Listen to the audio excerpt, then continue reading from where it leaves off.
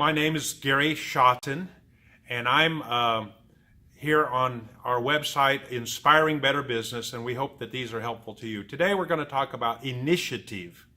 And my friend gave us a good definition. I'm sure you could find something similar to this a number of places, but recognizing and doing what needs to be done before I'm asked to do it. Well, that's pretty simple.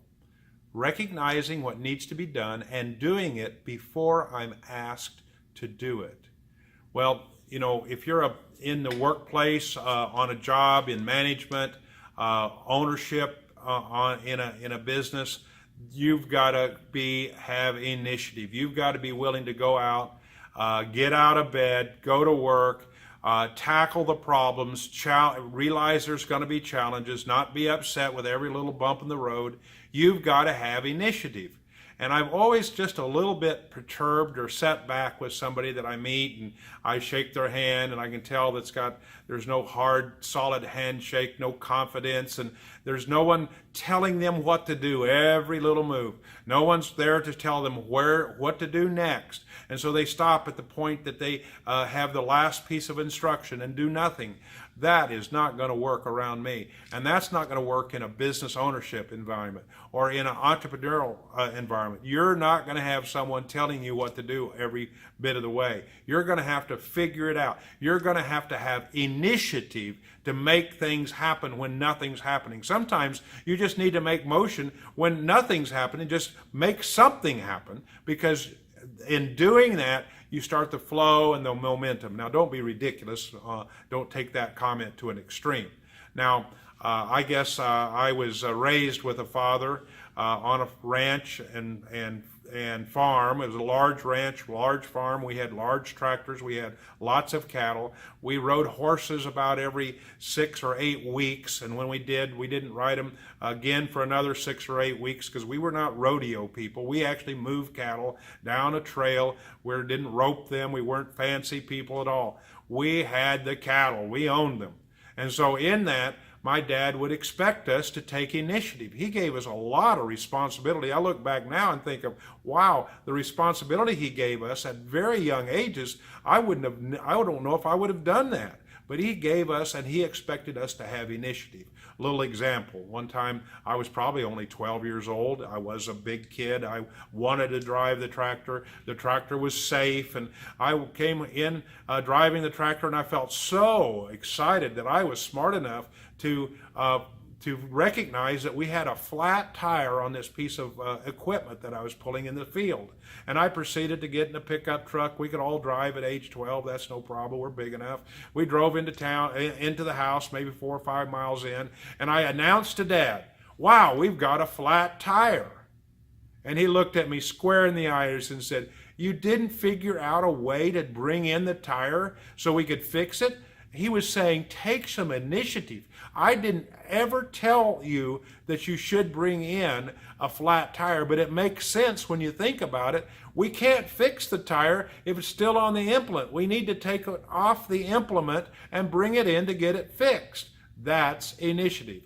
I could tell you about a case in Wyoming where you've got to be careful. I was in construction, okay? So I was on the supervision end of construction.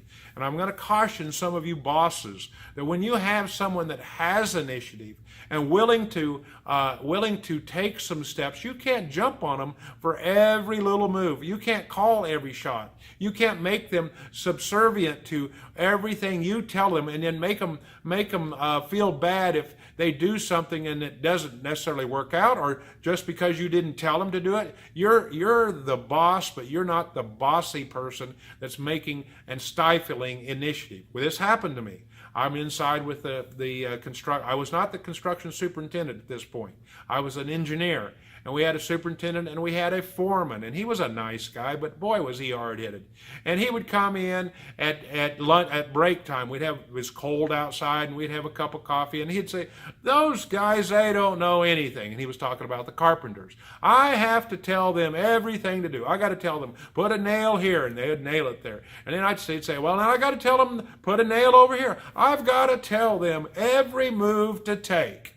Well, he painted the he painted that himself because I watched him. He would go out, and when the guys were out there doing, these were trained carpenters. They knew what to do. We're putting up forms so we could pour concrete. And it's important that the forms be made and held strong so the concrete doesn't spill. That's a real mess if it happens. But he would wait till one of these trained carpenters would drive a nail, and it didn't matter that the nail wasn't exactly where the foreman wanted it, and he'd make them pull it out.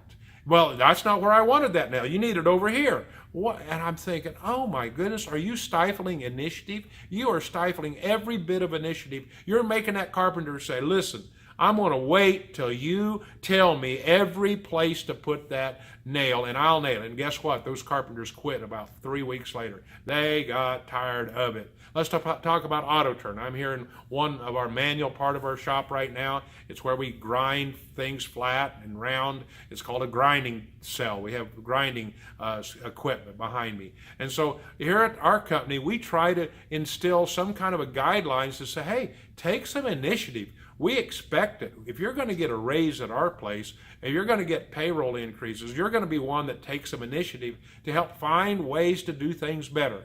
Now, in any case, you've got to be careful that you just don't blow the door wide open and people do things that's going to cost you a lot of money. Of course, we've trained about safety. You would never want someone to do and have initiative and do something that's unsafe. So there's some foundational truth that's already got to be in place. But when that's done, then you want to let your people free and encourage them to take initiative. I think you'll find that they'll take more initiative than you ever imagined if you encourage that. You know, every once in a while we'll have a key employee and we're thinking, man, we cannot do a day without that person. That's a bad thought pattern. You need to have cross-training. You need to have people that can do more than one person that can do every single job in your company. And we have that. Yet there's some people that are better at a job than another. And we're thinking, there's no way that we can do without this individual. And then something happens and they're going to be gone for a week. And you know what? The people around them will take the initiative and figure out what needs to be done. I don't go in there and tell them what to do. I have confidence in them that they will be smart enough and trained enough and observant enough that they can take the initiative to get the parts out the door. I've seen it over and over again. They'll get the parts made. They'll do a great job without me dabbling in there and trying to make a mess of it. Well, owning a business will take a lot of initiative. I've just got to encourage you that you're not a candidate for the ownership. Not everyone watching these videos or listening to these teachings are expected to be an owner. I'm not saying that. But they're primarily to help entrepreneurship. And so you're going to have to be willing to really dig in at every turn that you can and take more initiative than you ever thought you could have if you're going to own a business. You're going to have to figure out your accounting without somebody holding your hand. Yeah, you can go get some help. You're going to have to figure out how to do operations and sales. You have to be the jack of all trades. You have to be able to do many things, and that's going to take an initiative.